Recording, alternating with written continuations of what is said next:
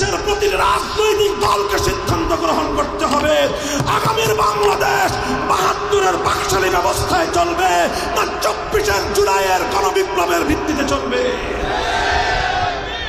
আমি বিশেষ করে বাংলাদেশের সর্ববৃহৎ রাজনৈতিক দল জাতীয়তাবাদী দল বিএনপি নেতৃবৃন্দকে দৃষ্টি আকর্ষণ করে বলতে চাই, জামাতে ইসলামী সহ প্রতিটি রাজনৈতিক দলকে একই কথা বলবো, যার যার অবস্থান পরিষ্কার করেন।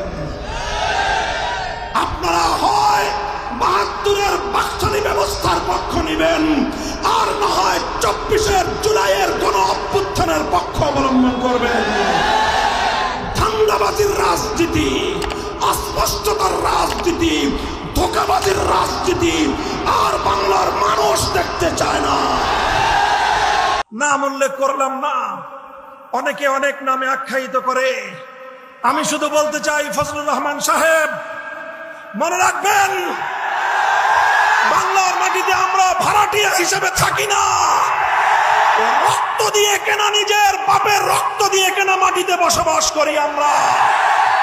এখানে আমরা অনেক রক্ত দিয়ে ১৯৫ সালে বঙ্গভঙ্গ করেছিলাম, অনেক রক্ত দিয়ে ব্রিটিশদেরকে বিতাড়িত করেছিলাম, অনেক রক্ত দিয়ে ৭১-এর মুক্তিযুদ্ধের মঞ্চ প্রস্তুত করেছিলাম, রক্ত দিয়েছি শাপলা চত্বরে, রক্ত দিয়েছি জুলাই বিপ্লবে। সুতরাং আমার রক্তের সঙ্গে যদি কেউ গাদ্দারি করতে চায়, তার জিভ আমি টেনে ছিঁড়ে ফেলবো।